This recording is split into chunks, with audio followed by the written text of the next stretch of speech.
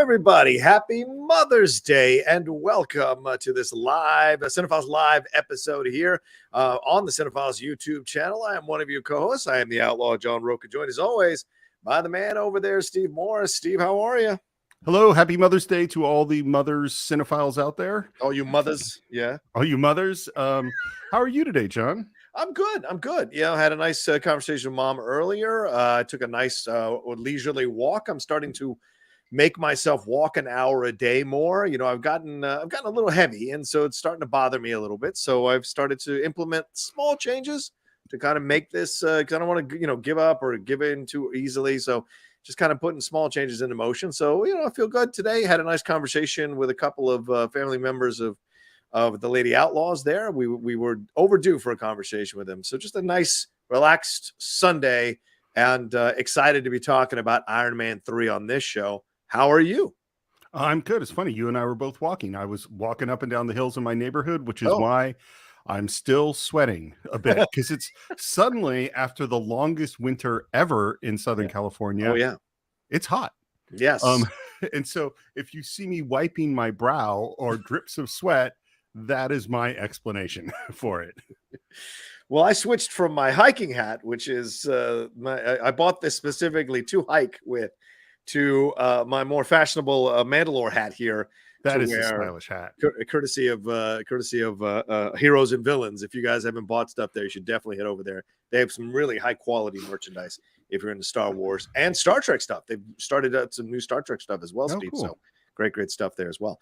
We are live. This is our show that we do every month, taking one film or one topic and breaking it down with you all, the fans. 16 of you already joining us right off the bat. Thank you very much for joining us. Make sure you hit a like on this video. Make sure you subscribe to the channel if you haven't subscribed to the channel as well. And we do take Streamlabs and SuperChat. So if you want to send in support, you want a question, or you have a question about the show or about the episode or about this particular movie, send it in as we're going along. Steve and I will read them and answer them as the show goes along. So today we're talking about Iron Man 3. Steve, do we know, do we remember how this came about? Like, what was the journey for us to pick Iron Man 3 for this particular live show? Well, we decided about a year ago that we were going to tackle, people have been asking us to tackle the MCU. How are we going to do it? And what we basically decided was, we have our 10-year rule, which maybe gets a little fuzzy sometimes, but that what we're going to do is we're going to tackle each MCU movie on its 10th anniversary, which meant that we had to do a lot of catch up. So last year we did a whole bunch of Marvel movies. This year, I think we're only doing 2. And it is now the 10th anniversary for Iron Man 3. And so here we are. Yeah, we didn't think it merited a full breakdown as maybe Iron Man 1 would. But this one is one that we definitely want to talk about because it has been 3 years, or 10 years rather, since it came out. It is the 7th film in the Marvel Cinematic Universe, directed by Shane Black, co-written by Shane Black and Drew Pearce. It uses elements of Warren Ellis's Extremis run in the comics there, for those of you who are aware of the Extremis run in the comic books and Marvel and Iron Man's attachment to all of that. And in this film, though, it's, because I said, it's using elements. It isn't a straight copy. In this film, is kind of Extremis is weaved into the overall storyline, which is basically a national terrorism campaign is going on against the United States, as led by the mysterious Mandarin. And of course, for those of you who are Iron Man fans, you know the Mandarin is a very big villain in the Iron Man universe. Just a little bit of background here. When it finished its run, it was the 5th highest grossing film of all time with $1.215 billion. It is currently 23rd, which tells you how much the box office has blown up for so many movies since this came out in 2013. So an interesting film, Shane Black coming in, and it was not right after Kiss Kiss Bang Bang, Steve. There's like 8 years between Kiss Kiss Bang Bang and this movie. So not really riding the wave of it, although it had become a bit of a, how can I say, guilty pleasure or an underground hit for a lot of people. And certainly his chemistry with Robert Downey Jr. was very clear to see in that movie, as he directed him so well. He was really instrumental in the reawakening or the rebirth of the renaissance of Robert Downey Jr., which led to him becoming Iron Man in 2008. So your thoughts on all of this and on this movie overall, and where it sits with you in your mind? I'm going to give you a very strange answer to that question. Okay.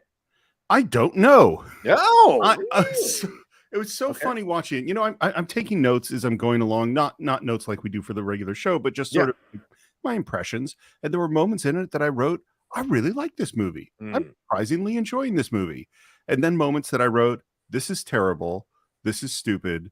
This is, and so like, and then, you know, that was a couple of days ago. And then I was thinking about it again today, going, how do I feel about this film? It certainly is not in the best of the MCU.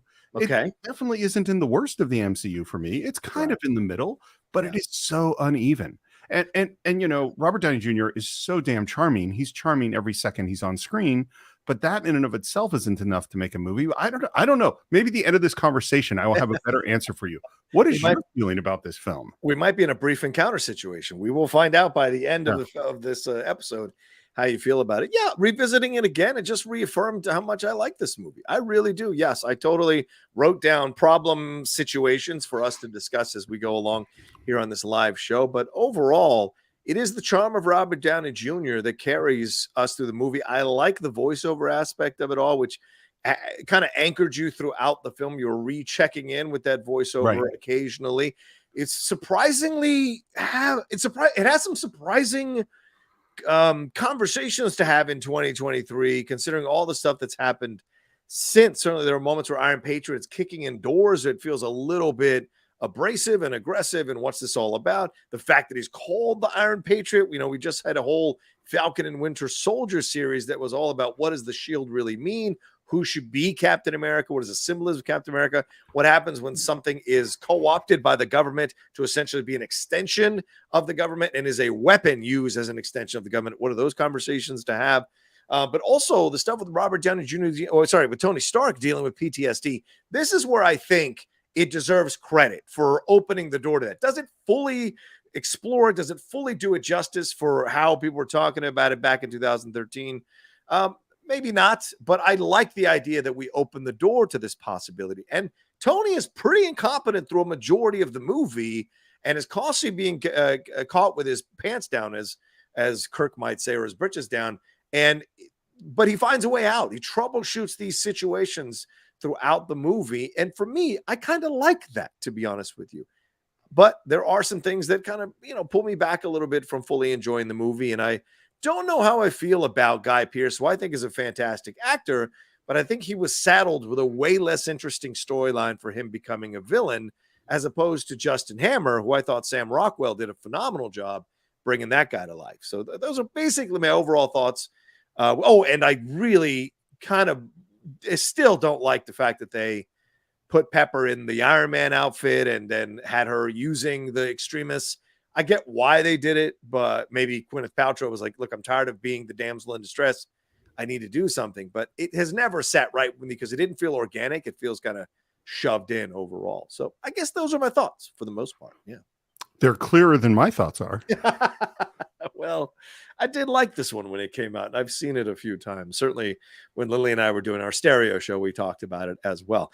Well, let's jump into the PTSD of it. Just to lead off, Steve, this is something you and I have certainly had conversations about mental health, about anxiety attacks, panic attacks. This is a very big part of the movie that Tony is dealing with this stuff. That kind of seems kind of out of the blue from what has been leading up to this moment, to this situation for him in the movie. But certainly has it when he is, there at the diner or outdoor Malibu beach shop, wherever the hell he's eating, when these kids come to get the autograph from him, takes off. Jarvis is the one that tells him he's had a panic attack. And they return throughout the movie, especially with the kid in that town there in Tennessee and what he's dealing with there. And then later on with the stuff with Aldrich Killian during the final battle sequence. So how do you feel they dealt with the PTSD? Do you like this as a different kind of approach to it? Or do you think it kind of takes away from the mystique of Tony Stark and Iron Man? Well, I certainly don't think it takes away from the mystique. Okay. I actually love the idea. I think it's a brilliant idea, particularly with it, because the thing of Tony Stark is a messed up guy. You know? Already to begin with. Yeah. And so taking that character, and he does go through a traumatic experience at the Battle for New York. There's no question about it. So I think it makes sense in terms of his character. Yeah. I think some of the times that they use this idea, it's pretty good. And I also think it just doesn't deliver in terms of what you could do. I mean, the idea of a superhero with superpowers or a superpowered suit having PTSD is a genuinely scary thing. Yes. Like someone, because PTSD, there's issues with anger, there's issues, people black out, people go into, return to that state of threat that existed when the trauma was caused. And so saying, okay, we're going to do that with a guy in, an Iron Man suit. Wow, that's really scary. And so I don't think they really deliver on that element of it in terms of how serious it could be. And then I really don't think they deliver on the seriousness in terms of the character of what his suffering is, what it's really like, and how he gets out of it. And maybe it's because when I was teaching film school, I had a lot of veterans out of the Iraq and Afghanistan, had a lot of conversations of PTSD, because frequently they were trying to make films about their PTSD and their experience. And so I had a lot of these conversations about, what they were going through. Not that I'm claiming to be any kind of an expert on this. Of course, I'm not. But like, I just feel, there's a scene, he ends up just going, hey, I have PTSD, and then has a whole speech about everything he's going through. And I'm like, that is the least dramatic way that you could deal with these things. It violates basic rules of drama, of show, don't tell, of like, you needed to have him get through it. And I don't feel that they ever do. I don't think the movie delivers on that premise in terms of going like, oh, Tony has made progress. I don't think that it does. Just because he's able to save those people out of the airplane, kill Aldous, I think his name is, and then go and save the president with Pepper and with Rhodey, it doesn't mean that he's necessarily dealt with this PTSD and come to terms with it. Certainly the kid agitating him into PTSD states is really an interesting decision narratively in the movie. But you're right. We don't really kind of come to terms with this stuff and look at it and explore it. And there's only more PTSD or more drama or trauma that's thrown on top of what he's already dealing with throughout this movie. His entire Malibu compound is destroyed. He's almost drowned. Pepper's almost killed. He's almost killed. Pepper's almost killed, or he thinks Pepper has been killed. Yeah. Someone comes out of his past who betrays him, and he sees a woman from his past shot to death by the man who's betrayed him. So there's a lot of trauma that is accompanying this, but it's also with quips and killing people and saying, I'm going to leave you in a pool of blood and these kinds of things so it's a bit of an imbalance. And this is sometimes, I think this film is the best of Shane Black and sometimes the worst of Shane Black in terms of the rhythm of his comedy and how it can kind of clash up against the stakes as opposed to seamlessly weave in to the stakes of the movie. So yeah, I would agree with you on that. I think in 2020, what struck me, Steve, and I was going to bring this up later, but I'll say this now and kind of keep ringing that bell throughout, is that I think this would have been an excellent limited series. I think a 6 to 8 episode limited series where you're exploring the arc of a superhero dealing with PTSD and what that does to him. Does he want to be a hero anymore? Is it worth it? Is he afraid to put the suit on? What does he feel when he looks at the suit? All these things can come to bear. How does Pepper deal? Because even the way it's written, it's not Pepper Potts' fault or Gwyneth Paltrow's fault. The way it's written that she reacts so negatively to his PTSD because her life is threatened by this Iron Man suit that comes to life because he's sleeping and has this dream. She just storms off and goes, I'm going to sleep downstairs, rather than having the conversation with him and being like, what happened for you? What's going on? These kinds of things. I think would be different in 2023. Well, I think you make a fantastic point, because PTSD is a family disease. Oh, it's yeah, a disease 100%. that you had to deal with within relationships. And because the first sequence of we're kind of seeing his PTSD is with Jarvis, and the next sequence is with Rhodey, and the third sequence is with Paltrow and with Pepper, and she walks out on him. Yeah, she walks out. We're not doing that. Is that if she had been desperately trying to help him and watch and like make those all Pepper scenes, you know what I mean? Make it about them and their relationship, and that would really work, but that's not really what they do. And I think too, also the point you made about the final sequence, if anything, that would give him more PTSD. Right. Oh, 100%. 100%. And so they didn't go, what is the PTSD choice that he has been making? Right. And how does he make a different choice in the movie? That never really happens. And there's the moment where the kid goes, well, why don't you build something? And it's treated as this sort of aha moment. Yeah. And it's like, that's all he's been doing. building things has been his way to, is been his reaction to the PTSD and not face the PTSD. So you're just saying, just keep doing the same thing. It literally is the, repeat the same action and expect different results is the definition of insanity. Is literally in the definition of insanity at that moment. And it's being treated as a revelation, Yeah. It's a great point you bring up, Steve, because you wonder, maybe Shane Black isn't the guy to write about PTSD, because this is like a service level approach to it. This isn't, when you bring up a concept like this, and especially when you attach it to a premise or a plot, as you mentioned earlier with your own personal experience, where veterans or former combat veterans are a part of a project that is the main villainous aspect of this movie, there was a way to maybe tie that in, maybe a conversation with Tony and some of these veterans. Maybe he hears some of their stories on those videos and he hears their experiences with PTSD. We get little clips, but an extended sequence where he is listening to their stories, relating it to what he's experiencing. Then there's a little bit more of an impetus to stop this from happening. But he essentially kills all these former soldiers with PTSD through his Iron Man suits in the final battle, instead of having one where he stops them, restrains them, and talks to them about what their experience, gets them out of the PTSD because the extremist is just magnifying it, and maybe finding a way to break through, and I think that would have been a much more satisfying situation, maybe in employing one of them to go with him and make this change and help him figure out who these other people are. If it had been a series, you could have had that down the road, so. Well, and it really points to why Guy Pearce is not a good villain in this movie. Yeah. And obviously we're going to get to the Ben Kingsley of it all, because that's a whole other conversation. But so you have I never read any of the Extremist comics. I don't know what they're about. I don't know the theme. So okay. I'm not relating to any of that. But to me, the idea that you have soldiers who have gone through trauma, who are wounded, and then they have this thing that gives them superpowers, but they can lose control of it in terms of anger and in terms of emotion. Well, that's a perfect PTSD metaphor. Yeah.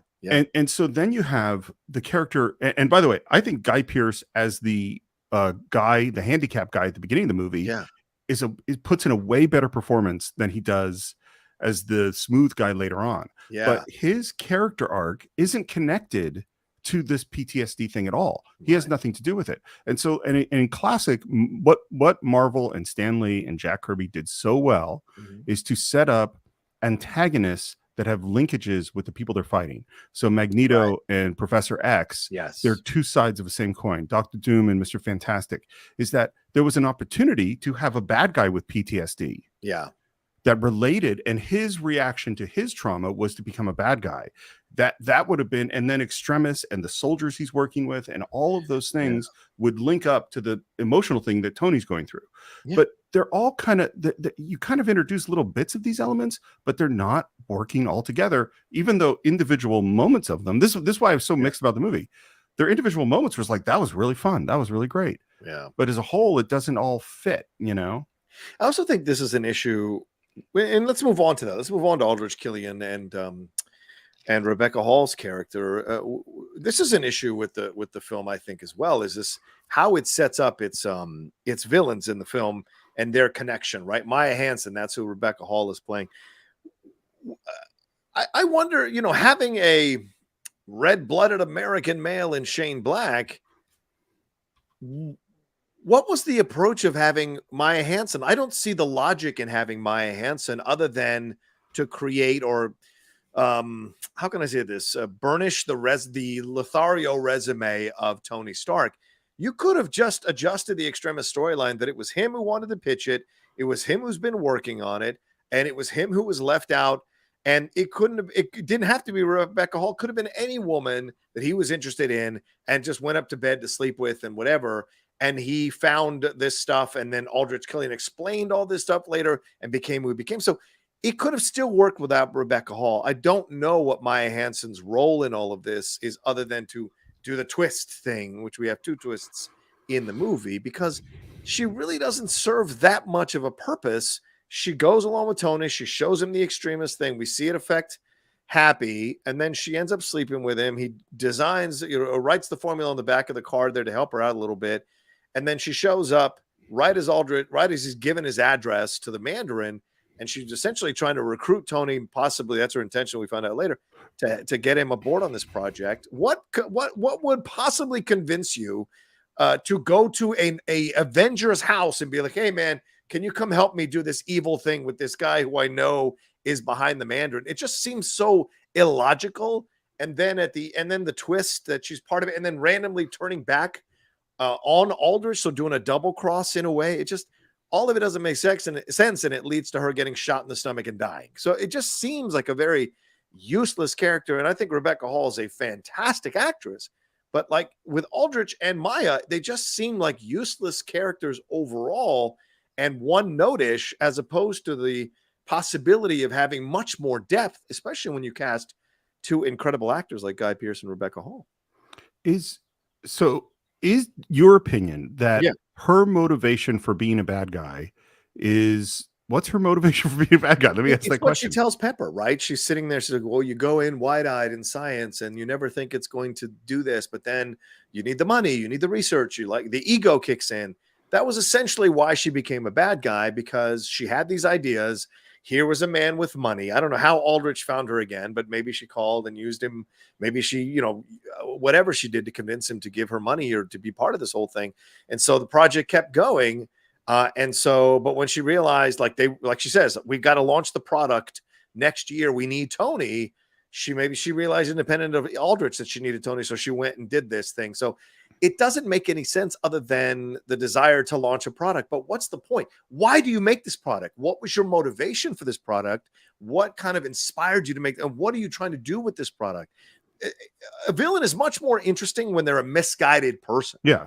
When they've got levels to it, like we see with the vice president later, so well played by Jose Ferrer, or Miguel Ferrer, rather, when we find out, it's because of his daughter is missing a leg. Now, do I sacrifice the whole country for his daughter missing a leg? I think that's a bit much, but you can understand why a father might want to take that chance or that opportunity to help their child because they love their child so much. So that's logical. That makes sense. But there's nothing like that with Maya Hansen. And Aldrich is all about ego, clearly, because he was left on that rooftop by himself by Tony.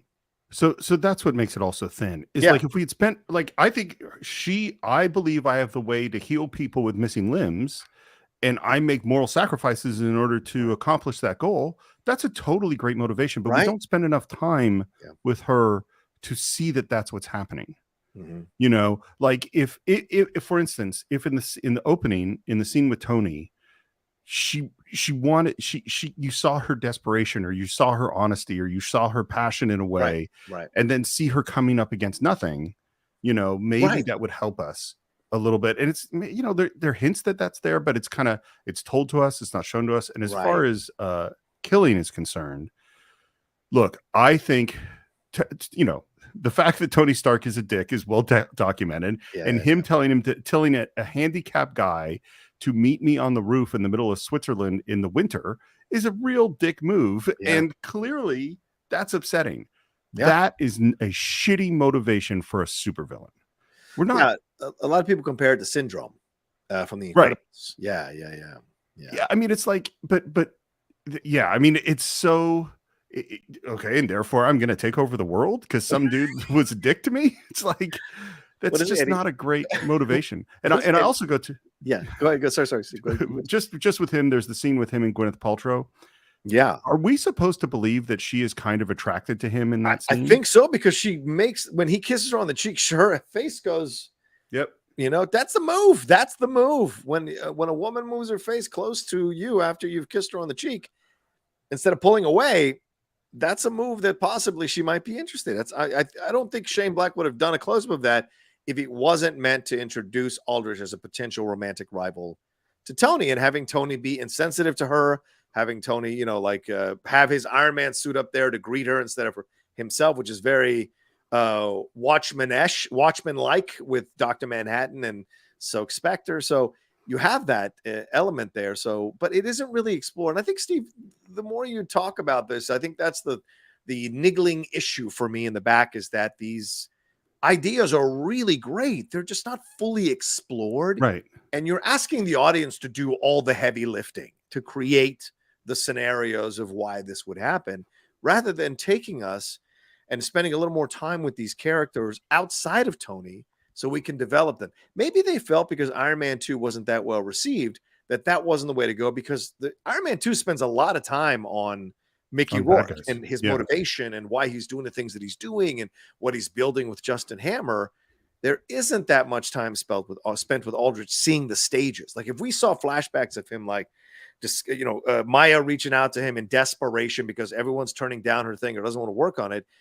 Aldrich is like willing to take a chance on this stuff to work together. And then he becomes a subject for this. And she may be resisting it, but he's like, no, it's got to work on me. I don't want to give it to other people if it doesn't work on me, because he secretly wants to cure himself of the handicap that he has. And so that could give you a little more motivation or a little more understanding of why both of them are motivated to do the things that they are doing. It's like a Nutty Professor, right? He's a real dick when he loses all that weight, becomes Buddy Love, because he no longer feels empathy for anybody because he's top of the world. But the real Sherman Klump cares about people. And when he's in the larger state, he's much more of an interesting, dare I say, attractive guy because of that than Buddy Love is. And so that could have been something they explored, is how he changes because of what the extremist does to his body and how he becomes more capable. And that allows Maya to maybe have second thoughts that are bubbling underneath, that we could have understood why she turned back on Aldrich at the end and tried to help Tony. Totally agree. May I do some rewriting? I've been thinking, and you're sparking a lot of ideas in my head. So the first thing, I think her being attracted to him doesn't work at all. No, it's like, first of all, I can see that he's a phony, putting this thing. I mean, if I can see it, the whole thing of Pepper Potts is she's supposed to be a totally down to earth, no bullshit sort of character. Intelligent, practical, down to earth. And if she could resist Tony's bullshit charm for so long, the idea that she would be attracted by some other guy who's doing like a poor imitation of Tony's bullshit charms, there's just no way that works. And the other thing I would do is, can I throw in something real quick? She turns him down when he tries to butter her up. She says the answer is no, Aldrich. The answer is no. Yeah. Right. So she's already sensing there's something off with this guy. So why would she indulge in a extra turn towards him after the kiss? So good points, Steve. So, and what would make it so much better is if she had a reason to actually be drawn to him. And the way you would do it is make him the opposite of Tony. And so here's my rewrite, is that, first of all, she is a person. One of the things you should always do when you're writing a script is you check in with their characters. Where is this character emotionally? Well, where is Pepper Potts emotionally at this moment? Where she should be is, the man I love is suffering from PTSD. My relationship is falling apart. I'm in a desperate situation. Yeah. Right. That's where she should be emotionally, but she isn't. And so then you go, okay, you have this guy whose company is healing wounded war victims, many of whom are suffering from PTSD. If he came in and, instead of being the charming Tony Stark wannabe, if he came in as like, I have been through my own trauma, I'm working with men with trauma, and came in as the nicest, kindest, most sensitive, and was giving her attention in the way that she needed because of all the suffering she's going through, well, then she would be drawn to him. And if she is drawn to him, everything in the movie becomes more interesting. Yeah. And you can still have the twist, and the twist would work much more effectively. Yeah. Yep. Yeah. And then how does she end up in his clutches? Well, she ends up in his clutches because she thinks he's a good guy. Yeah. Right. Who could help Tony, maybe. And what would be the shame if she was like saying something like, well, I'd like to explore this more.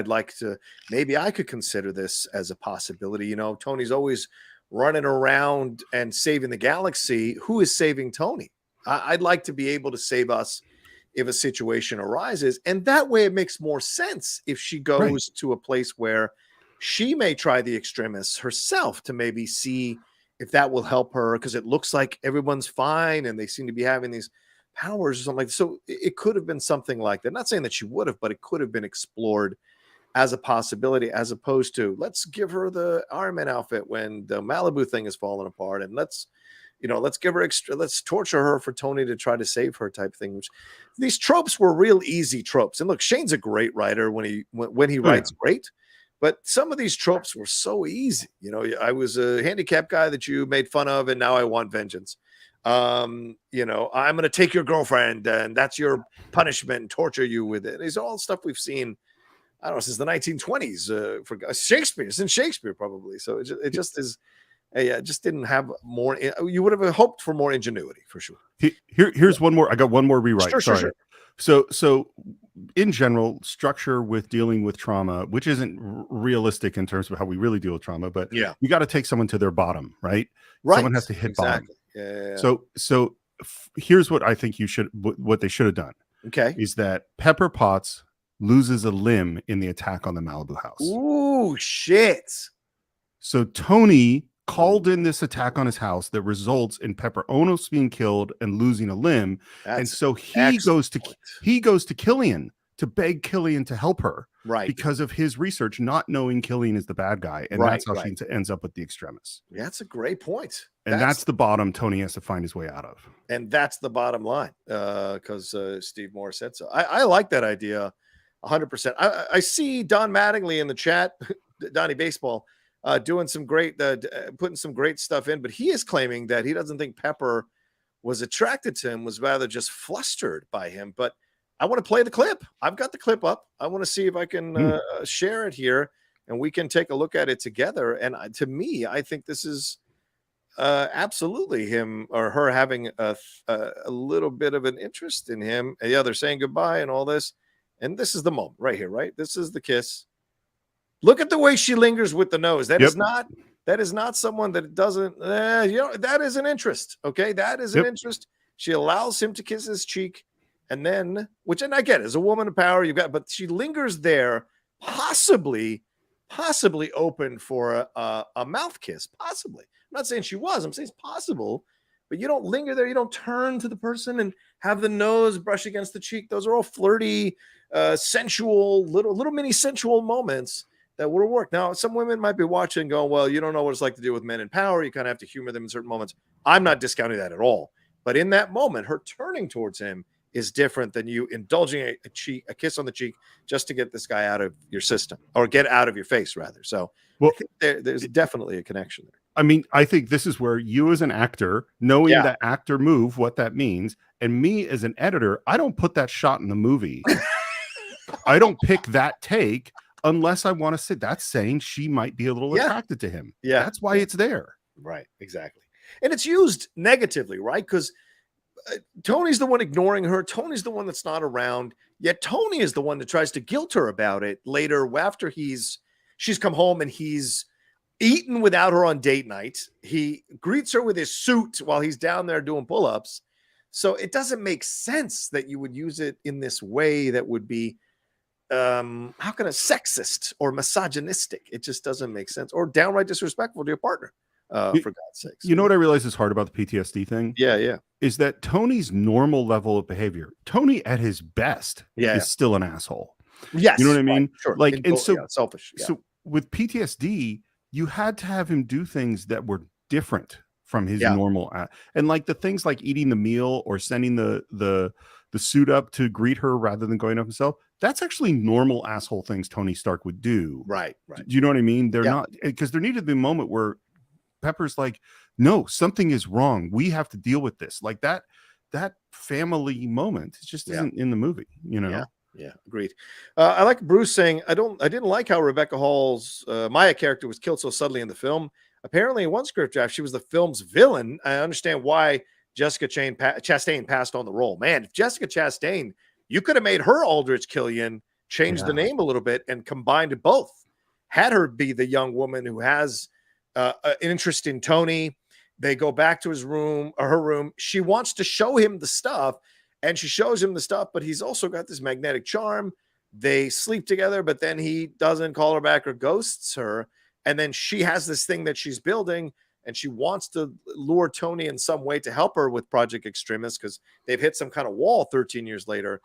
That would make a lot more sense. And then the twist happens there. So I love that. And building on that, how about if she wants to talk science with Tony Stark. Right. He pretends interest in the science stuff in order to sleep with her, and then totally ghosts her because showing he was never interested in the science at all. That's a good motivation for a villain that we haven't seen. Right. And get rid of, just don't have an extra character if you don't need it. I mean, I don't understand her in the movie. Like, I don't understand the point. And again, I think Rebecca Hall is a phenomenal actress, so she did what she could with it, but it just doesn't fit. Let's move on to, actually, let's hit some of these super chats that have come through, Steve. I want to give some love to our people who are watching us. And thanks for the 45 of you who are watching us live right now. Please make sure you hit a like on this video, subscribe to the channel down below. If you're watching later, hit a like, subscribe, and leave a comment. What are your thoughts about what we've talked about so far? And, by the end of the episode, what your thoughts are for the rest of the episode. Wiley Todd says, hey guys, just want to say I've listened to the Remains of the Day episode like 7 times before even seeing the movie. I watched it last week, and I will say, the Cine-Files episode is better than the movie. Wow.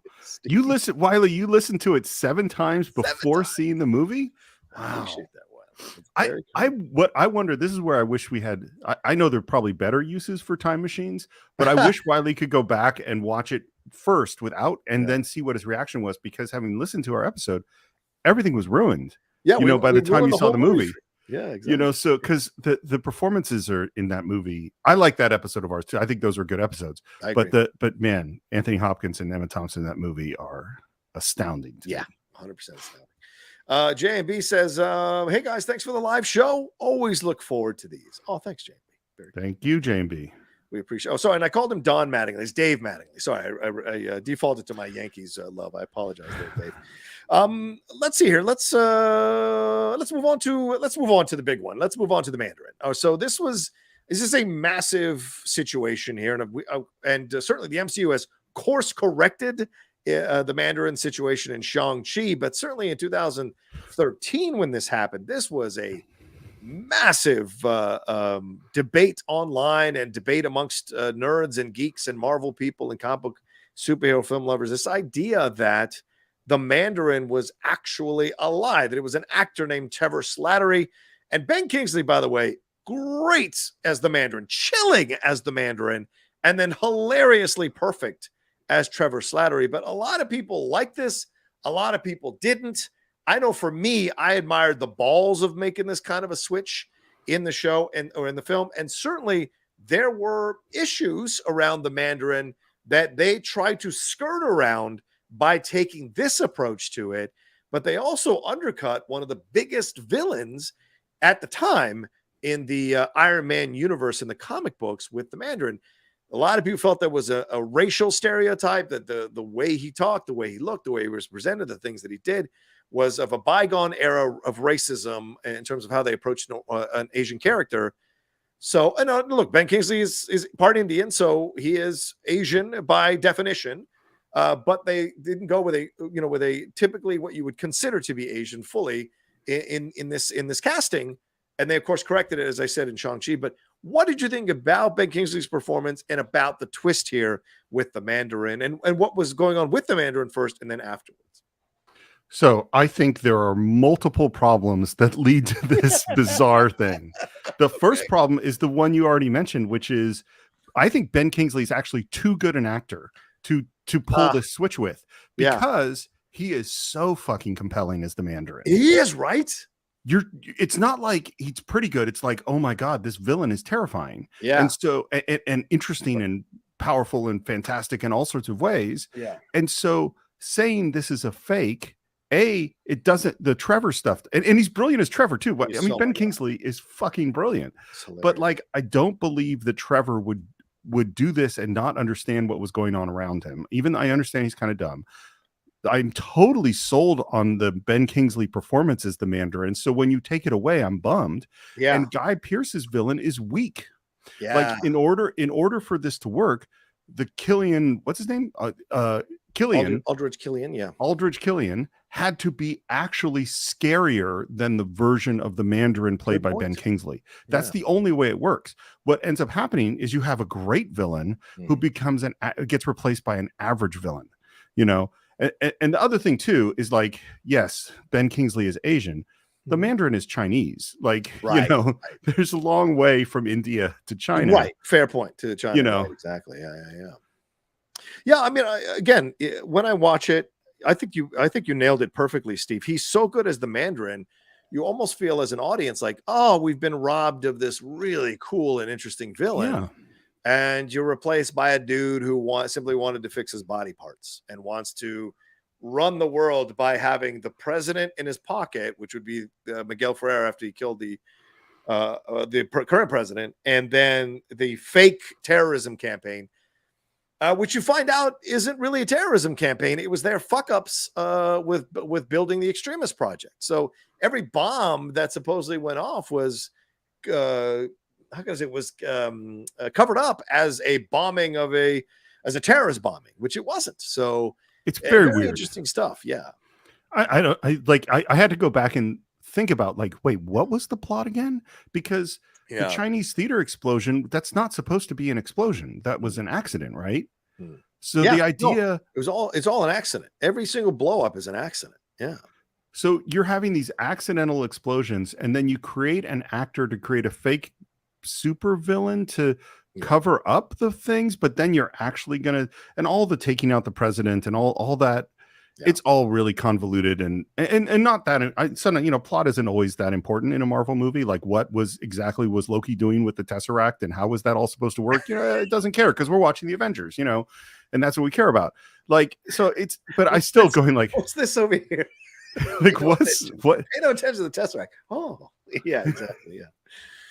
Yeah, I mean, I agree with you, Steve. And I'm just like, to me, it's more about that I just enjoy Ben Kingsley's performance on both sides of the character. Yeah. So, but I think what you said, as I'll reiterate this, what you said about the fact that came to me as I was watching it this time around was like, shit, man, he's so good at this. Why? He's great. I kind of don't like that they made the switch now, even though it leads to a very hilarious scene, which this is where Shane Black can really shine when he gets the comedy down right. I mean, Ben Kingsley is so perfect as Trevor Slattery in the back and forth with Robert. I mean, even with Tony, even like volunteering that he did terrible things on the street because of his drug addiction that no man should do. So veering into that R territory a little bit, just playfully making a poop joke about how his poop smells or whatever. Don't go in the bathroom for 20 minutes. But then somehow he's able to fool this special forces veteran that he didn't tell Tony anything. And so it's just like these little suspensions of disbelief in certain moments, to me, I think were problematic. If you were going to make a great Iron Man film, these are the things that trip you up in trying to get there. And I think believing that Trevor didn't say a word to Tony when he'd been in there for so long. How do they not have cameras in that room? How do they not have access to the things that are being said? Like, just all of it just makes a little to no sense in that situation. But it's such a good Trevor Slattery, and he came back in Shang-Chi, ironically. He's great Shang-Chi. Yeah. I think, it's one of those things where, and I don't know this came from an executive or how these things, but sometimes, you hand a writer a laundry list of like, we want Pepper in the Iron Man suit. We want Pepper to get superpowers. Yeah. We want to introduce the Iron Patriot. We want to have the Mandarin and have it be fake. And they just make all that stuff happen. Yeah. And it just doesn't all hang together, I think Bruce makes another excellent point here. In my opinion, the Mandarin reveal reminded me of Luke's lightsaber toss. I think that's absolutely fair. Yeah, I think that's totally correlative, right? Because you are handed a character that you think is going to be this or that, and then it's completely thrown away, and then you're left with this feeling of like, well, what was the point of all that? So yeah, there's a weird thing in writing where, on the one hand, frequently your job is not to give the audience what they want. The audience wants Romeo and Juliet to live happily ever after, and Shakespeare says, no, you're not going to get that because this is a tragedy, and I'm in charge. Sorry. And there's sometimes, and I remember seeing it it was in film school, when I was in film school, and someone made a film, and at the end of the film, it was like an elderly couple who fell in love, and then they both died. Oof. And I went, this is not what the movie is supposed to be. Your movie is this ending is the wrong ending. It's not just that it was sad and not happy, is that it was wrong. Luke throwing that lightsaber away is wrong. Yeah. Like, it's like, look, I understand what you're trying to do, and it seemed like a cool idea, and I understand, but it's like, look, I've invested a ton in that character, and that action is antithetical to who that character is, in my opinion. Yeah. And so it just throws me out of the movie. I've invested in the Mandarin. I really was like compelled by him, and you betrayed me. The film betrayed me, not the character. You know what I mean? It was like, oh, I felt betrayed. Now I love the actor character. He's awesome, and I'm glad that we have him. but they needed, you know what they needed to do? There needed to be a plant of someone going, this Mandarin thing, this just doesn't make sense. You know what I mean? There needed to be a detective element of something doesn't ring true. Something is not right here, and that we're looking to figure out what's not right. And then we discover that what is not right is that this isn't, the plot is something very different from what we thought it was. But they don't really do that, you know? And how can Tony boost the signal and find that it's coming out of Miami? But we have like bureaus of investigative agencies in the United States, and they can't figure out where the signal is coming from for the Mandarin. So it's just like little things like that you are asked to believe that are lapses in logic. But let's move to some positive stuff, at least in my opinion, Steve. I think the action sequences are incredible here. I think they're really good. Yeah, very well directed. Certainly when the Mandarin, when Aldrich Killian sends his people to attack and destroy Tony's Malibu home is really well shot, in my opinion. And the ups and downs emotionally as you go through that whole sequence, the sequence on the plane when he goes up in there and all those people are thrown out and he ends up doing the barrel. I like that one a lot. I think that's really cool. And then the final sequence there by the port where all that is happening with all the multiple Iron Man suits showing up and even getting the Hulkbuster one teased for us for the future star. So just overall, I thought the action sequences, Shane did a wonderful job directing those. I think in general they're really good. First of all, I think Robert Downey Jr., all of the movements he's figured out to summon different parts of the Iron Man suit, I think he does a really good job with all those movements. I think there's a nice mix of comedy within the action sequence.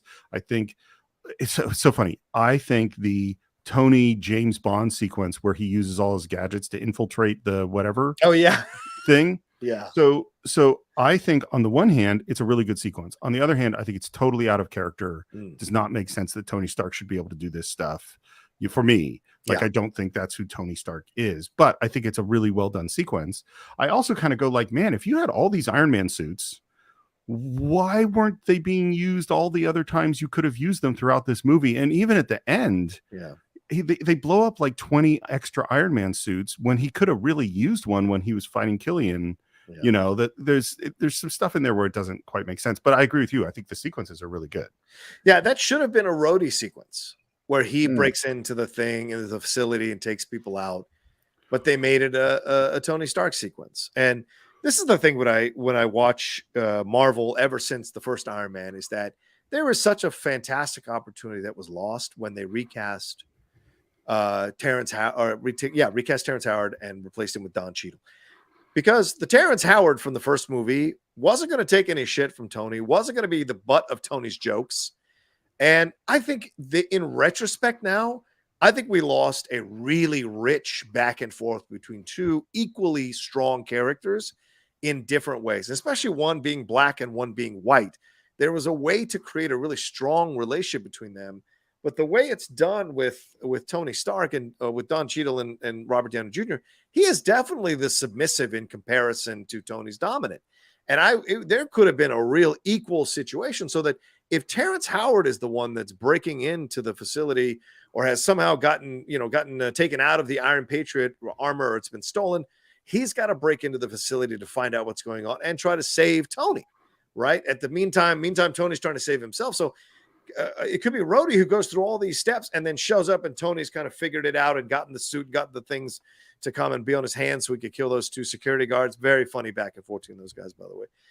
And all of that so that they are equal. Do you know what I'm saying? And I think there's been a lot lost in, and look, Don Cheadle's a badass when he wants to be a badass, certainly an out of sight devil in a blue dress when they let him be a badass. But I think in this situation, this was Hollywood ego or Feige or whoever was involved deciding and saying, no, we need a Rhodey who's going to be kind of lower or lesser in status so we can elevate the status of Tony Stark. And I think that was a mistake now. And it comes through in certain moments of the movie where Rhodey is the butt of the joke. And I don't like that Rhodey is the butt of the joke, to be honest. So I have lots of thoughts on this, okay. and I'm trying to figure out how to put them in some kind of order. The first thing that occurs to me, first of all, I think those are both really good actors, Terrence Howard and Don Cheadle. I think, but I think one of the differences is that Terrence Howard is more like Robert Downey Jr. in the sense that he's so charismatic and interesting. Yeah. That even with a script that is lesser than or with things that are kind of ill-defined, he's going to be really interesting. Whereas I think Don Cheadle is a fantastic actor with fantastic material. He's not like he doesn't have that movie star kind of thing where you're just fascinated by him wherever he is. If you give him a great script, he will act the fucking shit out of that thing. Yeah. But he's not going to create. And I think and the thing that I think happened is it really has to, I don't think they know who Rhodey is.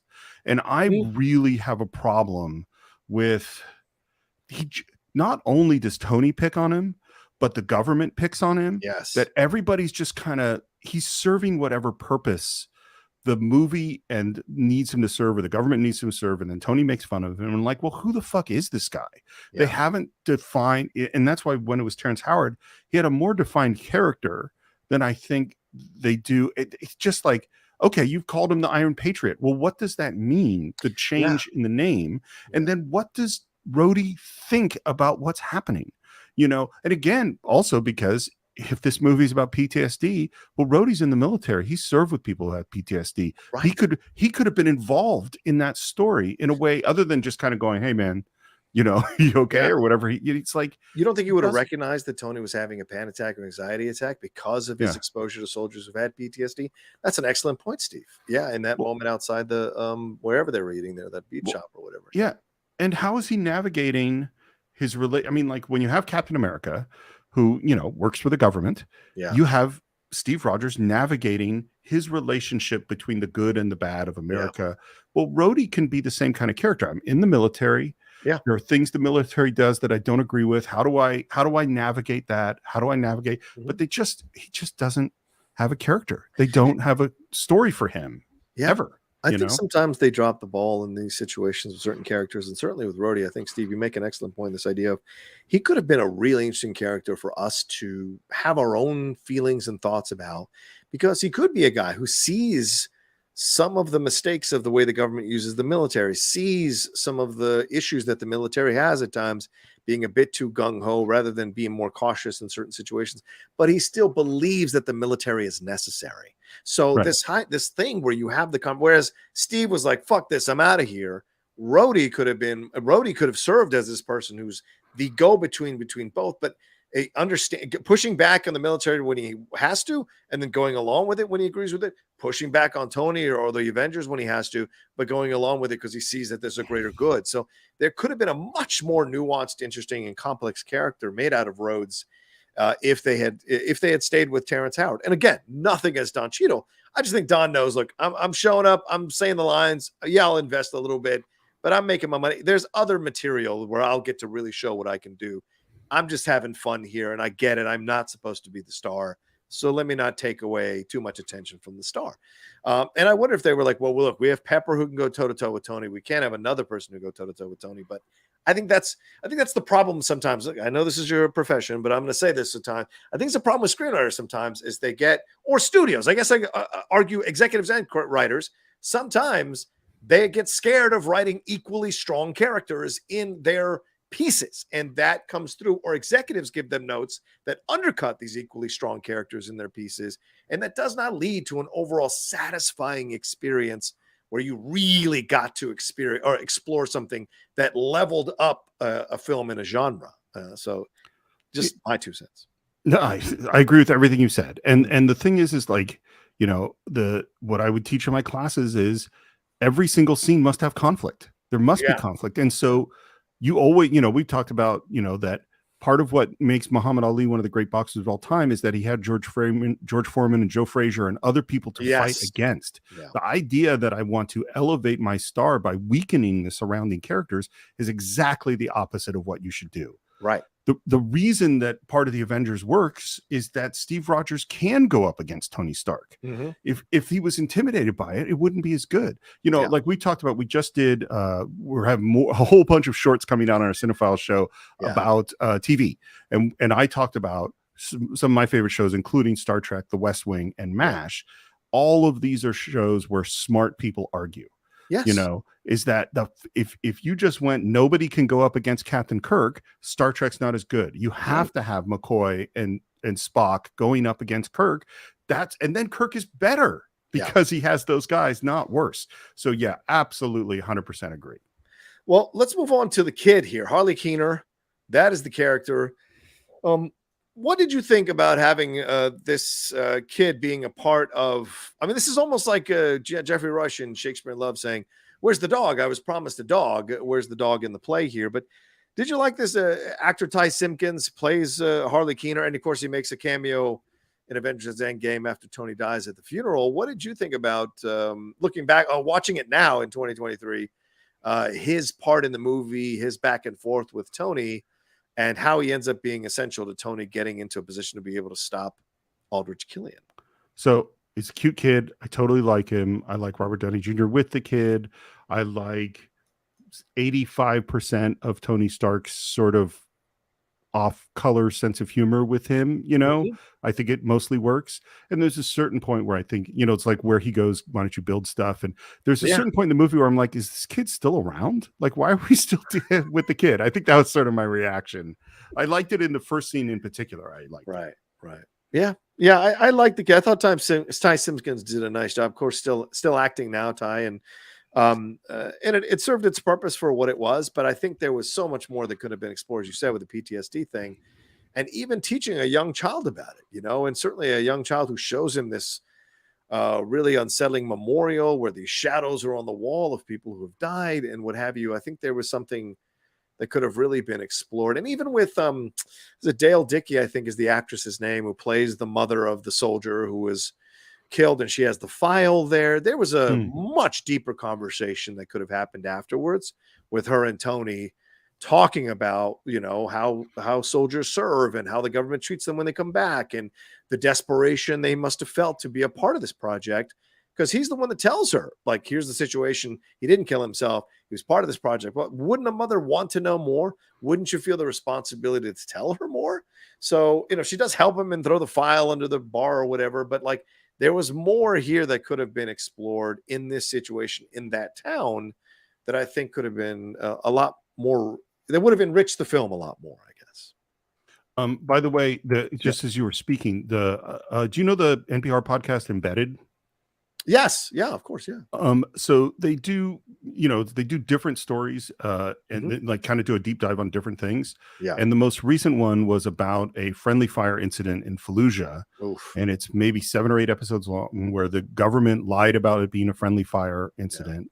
Yeah. And it is an unbelievable bit of reporting where these guys spent years trying to figure out exactly what happened and speak. It just, you reminded me when you were talking about the mother and the file, because that's what they're doing, is they're going to all the families that were involved, all the soldiers that are still there. They're talking about each one's experience and and again, this is where this is part of why my reaction to the PTSD thing not being handled well was I just listened to this podcast where it is emotionally very powerful and very difficult as you hear these soldiers retell their stories about what happened and the regret and the pain. And, these are guys that are like, I'm going to have this for the rest of my life. I'm going to have nightmares for the rest of my life. I'm going to have all the things they're going to have. And it was, so anyway, I just highly recommend it. It's the Embedded podcast. It's not the current story they're doing, but it's the previous one that they just did. And it was really, really powerful. How do we feel about the Chattanooga beauty pageant and Adam Pally coming in as a cameo, who just happens to be the biggest Tony Stark fan and has that tattoo of Scott Baio, pseudo Tony Stark, on his arm? Do we like the Stanley cameo at the Chattanooga beauty pageant and then this? It's fine. How do you feel about it? Again, this is a red-blooded American straight male putting in an unnecessary beauty pageant so that he could dress up a bunch of women in bikinis to ask a question. Now, I get it. Some of you guys be like, Jesus Christ, are we not allowed to have that anymore? I'm not saying you're not. I'm saying make it fucking work to the story. And it doesn't work. It's just stupid. And a chance for Stan Lee to have a cameo. You could have done he could have been in the bar before the extremist people flipped out and, she starts shooting up the bar. He could be like covering his beer as he walks out. There's things you could have done. It would have been a different cameo, but that, to me, is Shane indulging in trying to get a bunch of women to be in bathing suits for his own, his own pleasure. But the Adam Pally stuff I think was funny, but I would have liked it if maybe Adam Pally was the kid who was helping him instead of the kid. That could have been interesting, because I thought Adam and Tony had some great chemistry in that van. And it would have been, because he's just there in that moment. He uses them to get the signal and the information to watch those clips, and then he's gone. We never see Adam Pally again. And I think it would have been much more interesting if you'd found a way to get rid of the kid and make it Adam Pally, who's a part of this whole thing, and brings him to his house and shows him all the stuff. And it just would have been, I think, a little bit more interesting to see that, because he's so good in that role as well. So, yeah. You know what's funny that we've done now quite a bit in this conversation is we have eliminated and combined characters. And the reason, and that is always a good screenwriting move, because it's a zero-sum game, you know, in terms of time, and like every character that you eliminate is more minutes you can put on Tony Stark, and Pepper, and what he's going through emotionally, and also simplify and clarify this whole plot that's a little bit, you know, ponderous and hard to figure out. It's ponderous, man. Fucking ponderous, as Casey Kasem used to say. Did Casey Kasem say ponderous? Have you never seen this clip? Oh my god, no. Yeah. It's a very, find it if you can on YouTube or someplace. It's a clip of an, what do they call that, of a hot mic moment with Casey Kasem while he's recording America's Top 40, and there is apparently a bunch of clips out there, and someone strung them together all at once, where he is just questioning why the producer is doing certain things that he's doing. And one of them is he's coming out of a happy song, and the letter they're having him read is this depressing letter from a man in prison, having lost his wife while he was in prison. And he's like, what the fuck? Why are they making me read this? Jesus Christ. It's ponderous, man. Fucking ponderous. So, just to hear Casey Kasem say that kind of stuff is just hilarious. I highly recommend you all find it. All right.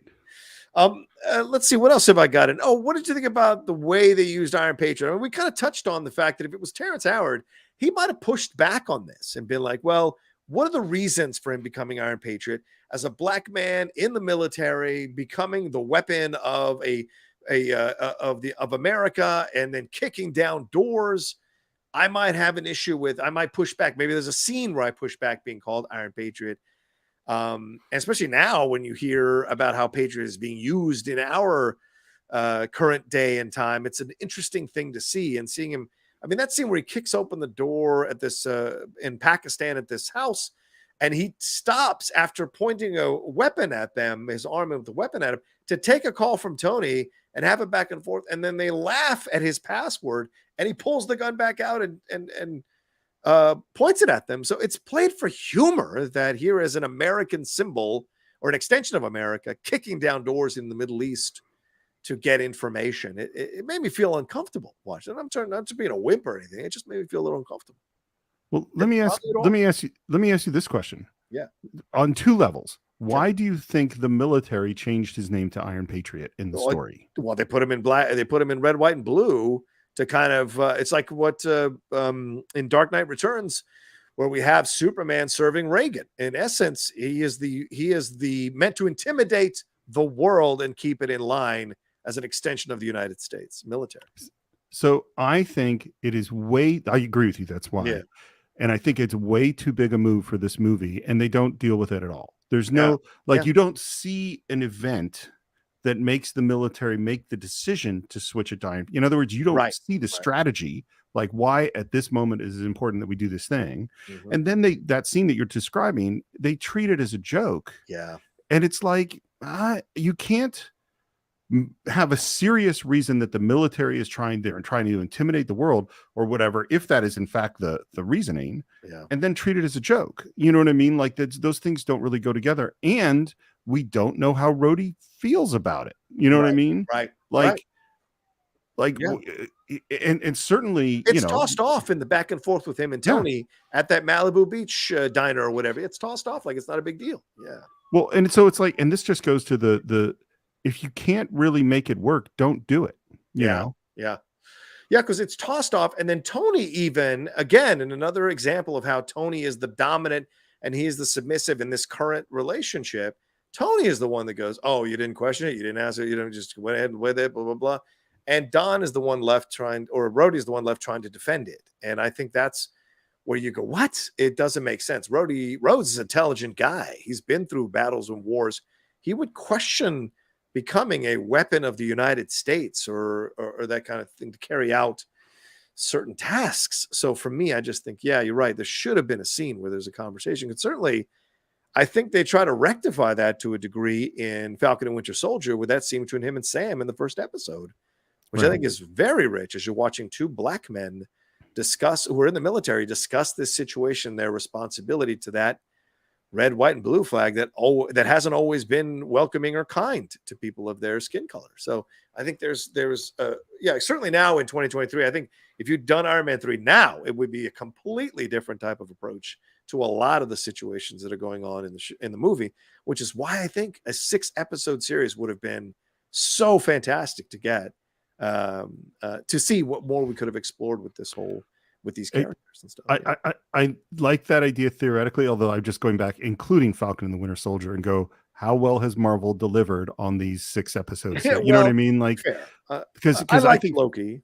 Yeah, but yeah, I mean, Falcon and the Winter Soldier is the one with the most missed opportunities. Yeah, I think they set up the most interesting stuff, and they really did not deliver on it. You know. Yeah, sadly, because they had their episode order cut from 10 to 6 while they were already shooting, so they had to kind of adapt and improvise.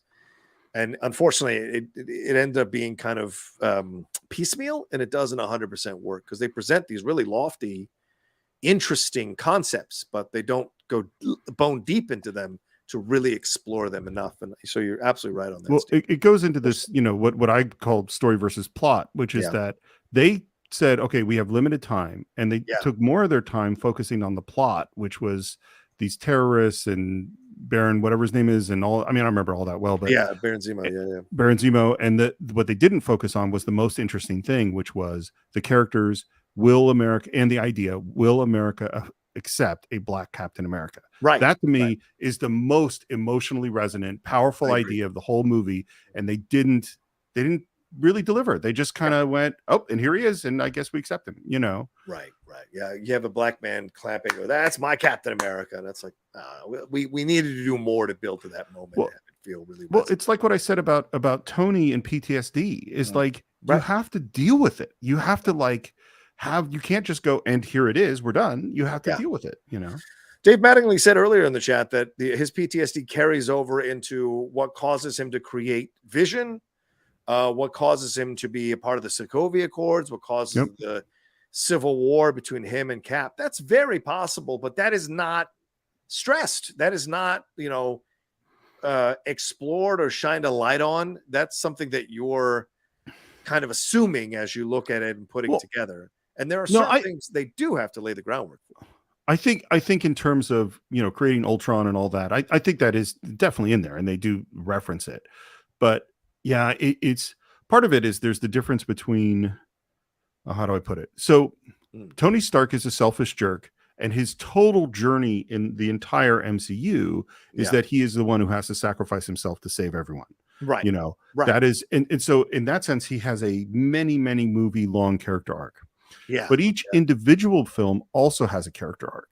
Right. And so the Tony at the beginning of Iron Man 1 is not the same as the Tony at the end of Iron Man 1. Right. And this episode of it, Iron Man 3, doesn't it establishes a real serious heavy problem and then doesn't really deliver it in terms of the arc within this particular film. That's how I would put it. Yeah, and that's the last thing I wanted to ask you about as we wrap up this conversation. We've been going for an hour and 10 on this film, which I'm really surprised by. But how do you feel about the arc of Tony Stark's story in this whole film? We start out with happy having these issues with security and all that, and he gets into the coma, and that's the thing that motivates. But we start out with Tony, who is doing this voiceover and talking about this time in 1999.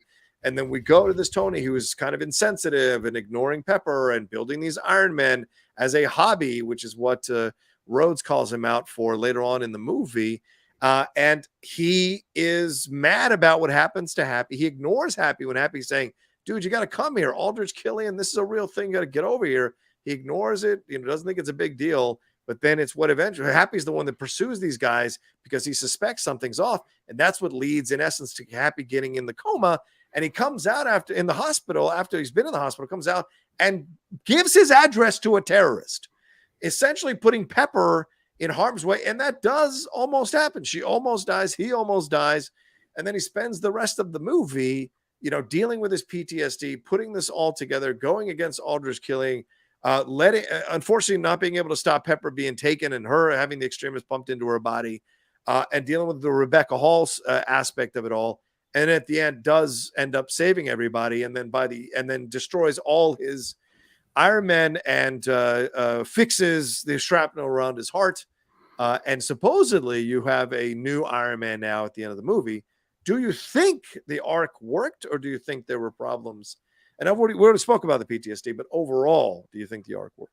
No, I don't. That's and hearing you kind of recap it, it sort of points to why I really don't. I think, because PTSD, they don't deal with the PTSD, and so it's sort of, and you know what makes it worse?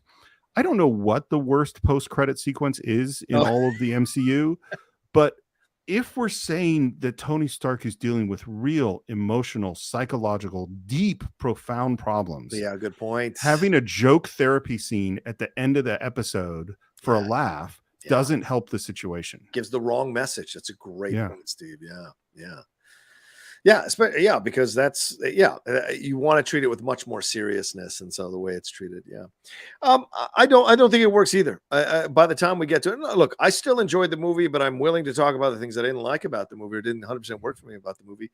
But certainly by the end, I don't buy the arc. I don't buy that him destroying all these Iron Men, he's somehow taking steps towards his mental well-being, because clearly, if the PTSD is tied to, as you said, they do mention it or kind of talk about it, tied to the creation of Ultron, tied to what happens to him later with the Sokovia Accords, then it was not really a strong decision to make to do all these things, and it didn't lead to the result that you were hoping it would lead to. So it kind of undercuts it a little bit, So that's what I felt when the Emperor came back in Rise of Skywalker. I'm like, well, what was the fucking point of Vader throwing him down the goddamn chute? Like, to me, it just kind of undercut it. I get it was for Vader and redemption and all of that, but in the end, it's a betrayal. So, it's just like we've been saying. It's like the Mandarin is a betrayal. It's Luke throwing away the lightsaber is a betrayal. Well, and it's funny. So I'm now, with your permission, because it relates exactly to what we're talking about. Please, I would like to reveal what the next movie we're doing on the Cine-Files is. Ooh, please,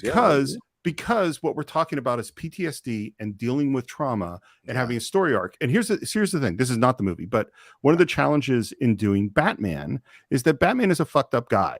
And that you have to keep him fucked up because he's Batman. Right. But you also can resolve a thing or have him deal with a problem within a story arc while he still remains the vengeance-seeking guy that he is. Right. The next movie that we are doing on the Cine-Files is Skyfall. Yeah.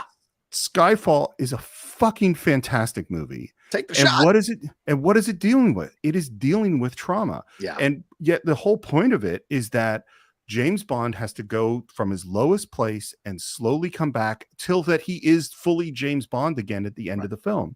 Right. And within an incredible action movie, they, through all sorts of character stuff, show how he's dealing with what he's dealing with, and in very subtle ways with his relationship with M, with the relationship of his past, relationship of all that stuff. And that is what is not in Iron Man 3. Right. Not that Iron Man 3 was going to be as serious a film as Skyfall is. Skyfall is fairly heavy, as a movie, but it's like, that's how you do it. And Iron Man 3 is not how you do it. I think it's always dangerous to bring up heavy stuff in a attempt at a lighthearted movie. It doesn't work. It rarely works, right? And so, as you said, with the Bond film, it does get heavy. There are moments of humor in Skyfall, but certainly it's not a prevailing thing, because the overall point is the journey that he's on, the betrayal, the trauma, the reaction to it all, being left for dead in essence, and how he fights back from all of that, and still dealing with the ramifications of West Berlin in his life and all of that. So there's so much that he is dealing with in that movie. So yeah, it's going to be a blast talking about that movie, because that is absolutely my favorite James Bond movie, bar none. And I'm very excited to dive into that one and really kind of pull out our fork and knives and really kind of dissect this thing and get to the bone of it all, because that's going to be fun for sure. So great point, Steve. All right, well, let's and Bardem, that's a great point too as well. Paul says Bardem's character has some serious PTSD in Skyfall for sure, and anger about being left behind by MI6. So yeah. All right, well, let's wrap up our conversation. Thank you all so much for joining us. We've got a couple of announcements, but we've also got one last super chat that rolled through here from Wiley Todd. He said, is it possible to help nudge the Ocean's 11 episode to get the Hustler done sooner?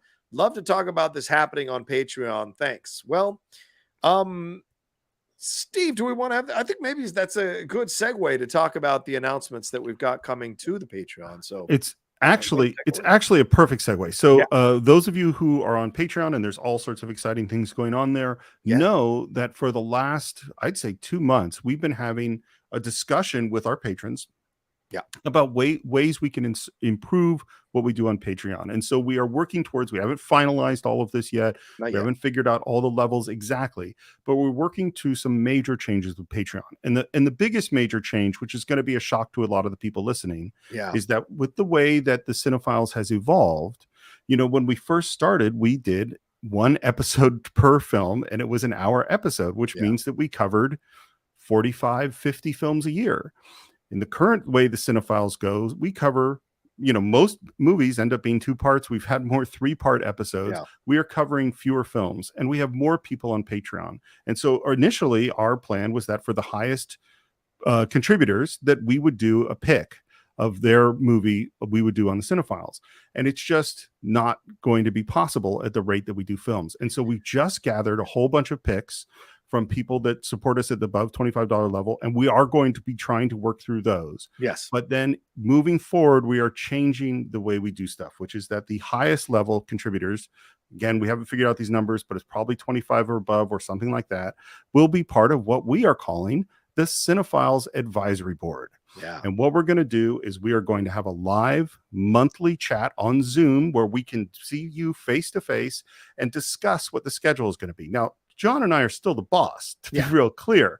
Like, we're going to decide it, but we really want to get your input. And so things like Wiley's question about The Hustler is a perfect example of discussing, well, which classics are you really looking for us to get into? What are we missing? What have we not done enough of? And what would you like to see as a live show? Or what would you like to see as a watch along? By the way, speaking of watch alongs, in James Bond, we just released a watch along of From Russia with Love, which was a fantastic conversation, particularly because John had never seen the film. So we did that.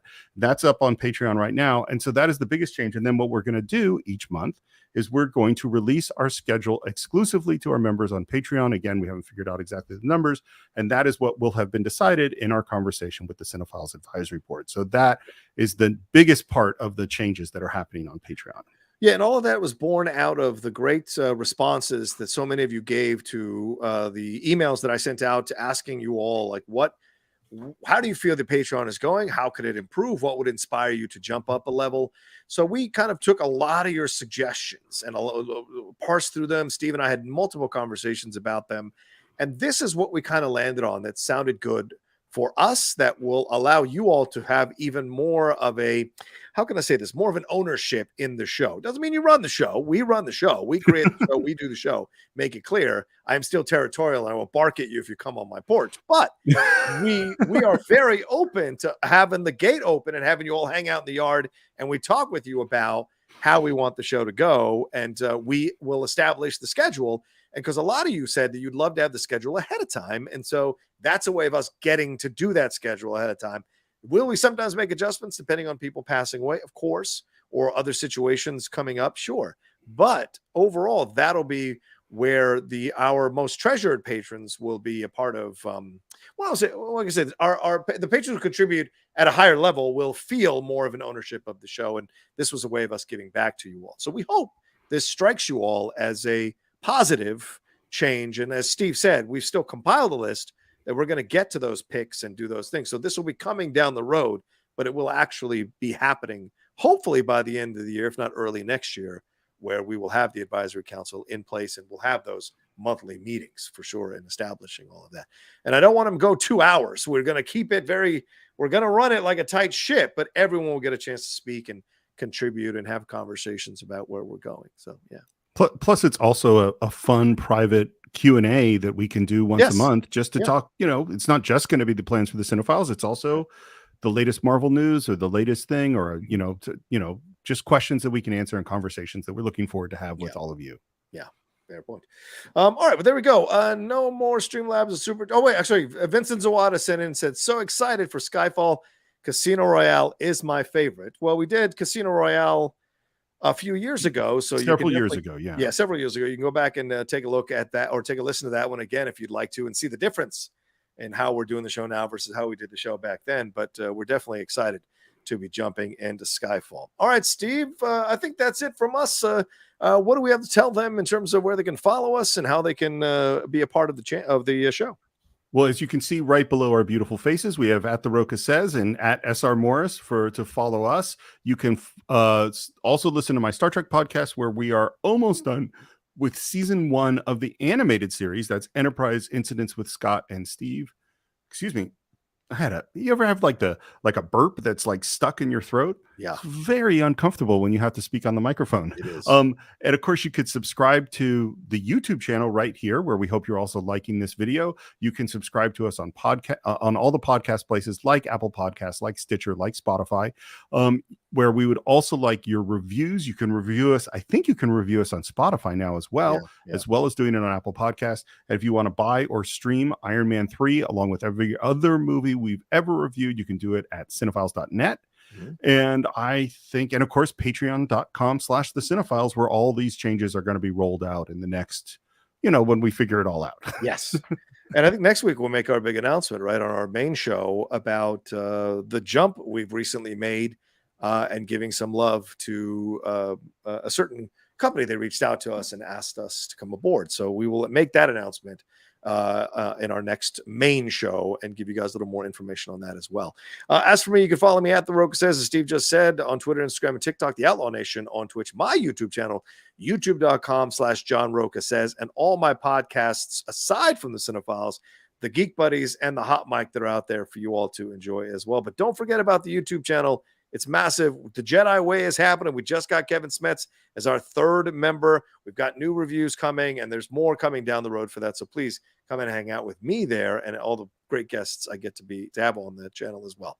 All right, y'all take care of yourselves. Be well. Have a great rest of your Sunday.